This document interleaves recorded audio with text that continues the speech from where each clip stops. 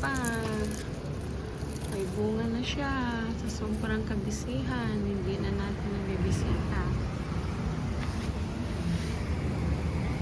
Aking munting kalamansi. Ang masipag na kalamansi ko yan.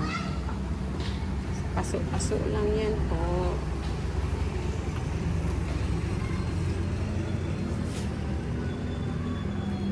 Matigas pa. Kasi nag-harvest lang kami nung isang araw. Hina-harvest ko yung anak ko. So, yan. Tayo ay magdidilig. Dahil sobrang tuyot na sila. Para na rin may pang-content tayo. Pang-upload. Hindi ba nakakatakot ito naman? Alam mo, nakakatakot minsan dito sa kapatid namin kasi nasa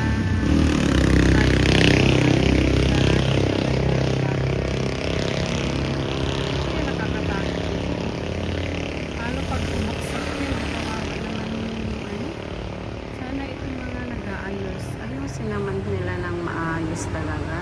Yung hindi ka madidisgrasya, ganyan. Talaga sa Pilipinas yung ganito. Sanga-sanga yung mga wire.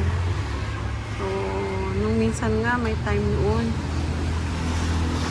yung ano namin sa sobrang bagyo yata noon yun, lakas ng hangin. Alam nyo ba na ano yung bahay namin? Hindi naman nasunog. Pero yung pinaka main switch niya, yun nasunog. Kaya nagpalit kami noon ng ano bang tawag doon, nakalimutan ko na. Kasi dahil dyan, no, nag-spark siya dito, oh. Nag-spark. Kakatakot, diba? Ngayon ko lang to napansin, no, bago lang to, eh. Yung dalawang yan, no.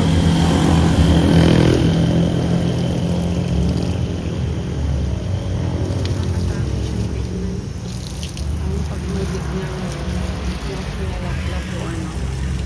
Kaya mahirap din yung ganito, yung nang malapit ka sa mga kable na ganyan, oh. Diba? Gawin na natin 5 minutes para naman may ma-upload tayo. May ma-upload tayo, guys.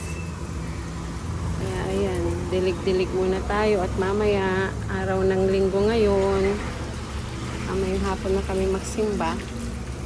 So, diretso na din sa paghahatid namin kay ate ko. Babalik na siya ng Amerika, kaya mababawasan na ako ng isang bisita. Next month ulit, may parating ulit. Ang ating ate naman from Australia. Kaya yung mga Marian Hens dyan. See you next month, mga friendship. Ay get together tayo ulit. Marami akong friends sa Facebook. Pero di kami mga naging ano na, yung masusugit na supporters nila. Nakikita-kita kami. Sila din yung ano, yung mga madalas nanonood din sa aking YouTube. Kaya supportive talaga din sila. So, konti na lang guys. Malapit ko lang maabot ang 3,000 watts hour. Konting kembot ka lang. Kaya sa mga nagwawas live sa aking video, si Jabili, si Rose, yung aking sister, si Ate Shoni, si Melanie, sino pa ba? Yung akong kapatid na kandal. Meron akong kapatid na kandal. Ate ko. Sinundan ko sila. Kaya thank you po sa inyong pag-support. Saka syempre sa aking bayaw. Yan. Pati yung bayaw ko na. Pinitsaka ko na manood lagi para mabuti. Yung aking sour ay matapos na. So hanggang dito na lamang guys. Maraming salamat po ulit sa inyong walang sawang suporta. So yung mga hindi ko pa nabalikan, babawi ako sa inyo. Unti-unti lang ha. So ito ang ating kalamansi, kamatis, kalamansi tuloy. So thank you everyone. God bless and happy Sunday to all.